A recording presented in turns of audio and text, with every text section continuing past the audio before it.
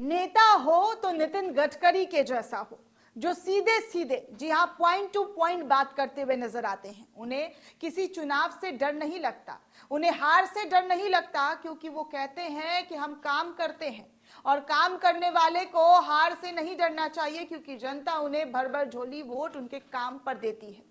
तो इसका मतलब है कि बीजेपी जिस तरीके से रैलियां करती है दोस्तों, रोड शो करती है, प्रधानमंत्री मोदी खुद चुनावी सभाओं को संबोधित करते हुए नजर आते हैं, 75-75 रैलियां कर डालते हैं। क्या उनके काम में कोई खोट है? क्या वो सिर्फ दिखावे की राजनीति करते हैं? ये हम नहीं, बल्कि नितिन गडकरी का एक बयान है जो काफी तेजी से वायरल हो रहा है, और वो पूरे दावे के साथ कह रहे हैं कि हम जो है 2024 में बिना पोस्टर चिपकाए, बिना चाय बेचे, हम पूर्ण बहुमत के साथ सरकार बनाएंगे, सत्ता में आएंगे, हमें पूर्ण बहुमत मिलेगा, जनता का प्यार, जनता का सपोर्ट मिलेगा।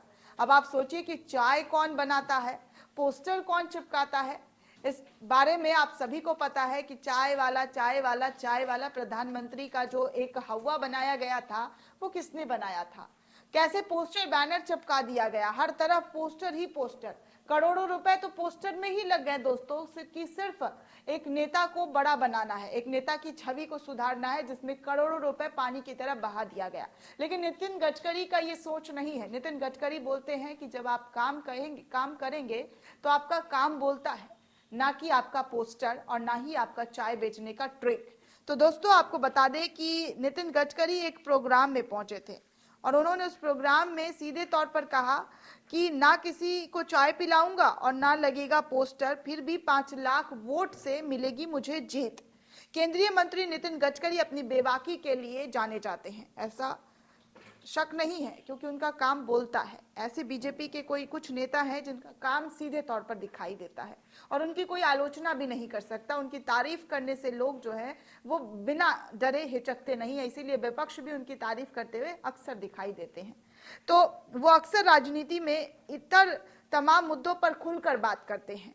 अब उन्होंने 2024 के आम चुनाव में अपने इलेक्शन को लेकर भी ऐसी ही बात कही, जो कम ही नेता कह पाते हैं, जिनके जुबान से एक लोगों की जो है सिर्फ अच्छी अच्छी बातें, चापलूसी नहीं, बल्कि ये अपने मुंह से कह रहे हैं कि काम बोलता है। नेता का जो काम है वो दिखना चाहिए जनता को। अक्सर राजनीतिक मुद्दे पर मुखर होते हुए बोलते रहते हैं। उन्होंने कहा कि 2024 में मैं नागपुर सीट से एक बार फिर लोकसभा चुनाव लड़ूंगा, लेकिन किसी को नाश्ता पानी नहीं कराऊंगा, किसी को पैसा खर्च नहीं करूंगा, किसी को चाय भी नहीं पिलाऊंगा, और पोस्टर तो बिल्कुल भी नहीं लगवाऊंगा। उन्होंने कहा कि इसके बाद भी मैं दावा करता हूं कि चुनाव में मेरी जीत सुनिश्चित है, और ये अंतर 5 लाख से ज्यादा का होगा। जो इस बार 3 लाख था, वो अगले जो है लोकसभा चुनाव में 5 लाख का होगा, यानी कि 5 लाख वोटों से मैं जीतूंगा। इस दावे की वजह पूछे जाने पर नितिन गडकरी ने कहा कि मैं हमेशा काम ही करता हूं, इसलिए भरोसा है कि लोग उसके आधार पर समर्थन करेंगे। उन्होंने कहा कि मैं किसी भी काम को मना नहीं करता, इसलिए मुझे भरोसा है कि हर किसी का समर्थन मिलेगा, विपक्ष के लोग भी मुझे ही वोट करेंगे। एजेंडा आज तक पर नितिन गडकरी ने कहा कि मैंने अपनी जिंदगी में कभी झूठ नहीं बोला, चुनाव में भी जाकर कह देता हूं कि ये सड़क बना दूंगा तो लोग मान जाते हैं कि हाँ बनाएंगे, इसकी वजह मेरे रिपोर्ट कार्ड है।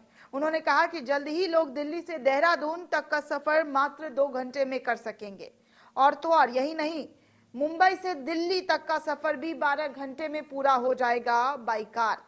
उन्होंने इस दौरान मीडिया पर भी जबरदस्त तरीके से हमला बोला और कहा कि कुछ लोग गलत खबरें चलाते हैं, कुछ लोग जो है गलत तरीके से खबरों को पेश करते हैं, ऐसी पत्रकारिता के खिलाफ मेरी लड़ाई है। उन्होंने कहा कि मेरी लड़ाई फर्जी पत्रकारिता के खिलाफ है, जो फर्जी खबर दिखाते हैं। पिछले 1 साल से मैंने जो नहीं कहा उनका भी न्यूज बनता है। कोई एक पत्रकार गलत खबर वेबसाइट पर डाल देता है, और फिर शाम को टीवी पर कार्यक्रम होते हैं, दिन भर यही दिखाना कि इसने ये कहा और वहां कहा, ये गलत है। मैं मानता हूं कि पत्रकार गलत भी लिखते हैं तो स्वतंत्रता से लिखने का अधिकार है। ऐसा इसलिए मानता हूं क्योंकि खुद मैंने अपनी राजनीति की शुरुआत आपातकाल के दौर में की थी। आगे उन्होंने कहा कि इस नाम का गलत इस्तेमाल नहीं होना चाहिए। आप पत्रकार हैं तो आपका जो नाम है उसका गलत इस्तेमाल नहीं होना चाहिए। उन्होंने कहा कि मेरे साथ ऐसा कई बार हुआ है जब गलत बयान जो है मेरे खिलाफ चला दिए गए हैं। गडकरी ने राहुल गांधी की भारत जोड़ो यात्रा पर भी टिप्पणी करते हुए कहा कि अच्छी बात है कि वो मेहनत कर रहे हैं।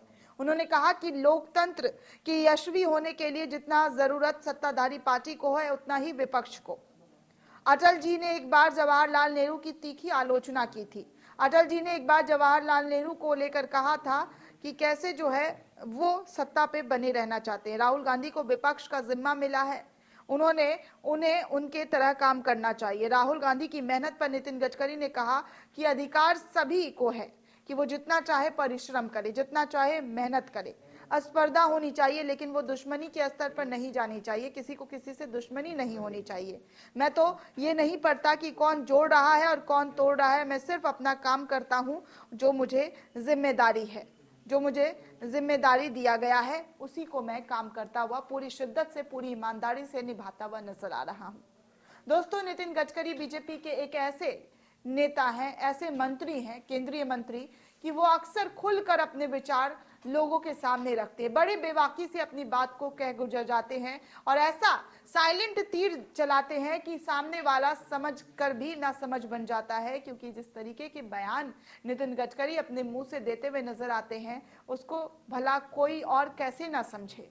बीजेपी के ही हैं और अगर वो कुछ बोलना चाह रहे हैं, भले ही वो खुलकर ना बोले, पार्टी का दबाव हो सकता है, लेकिन कई बार खुलकर तारीफ भी की है विपक्ष की, गांधी की। जिस तरीके से गांधी जी को लेकर एक प्रोपोगेंडा बनाने की बीजेपी आईटी सेल बीजेपी की तरफ से की गई और तमाम वो ट्वीट्स किए गए, गांधी परिवार को, गांधी को हमलावर दिखाने की कोशिश की गई।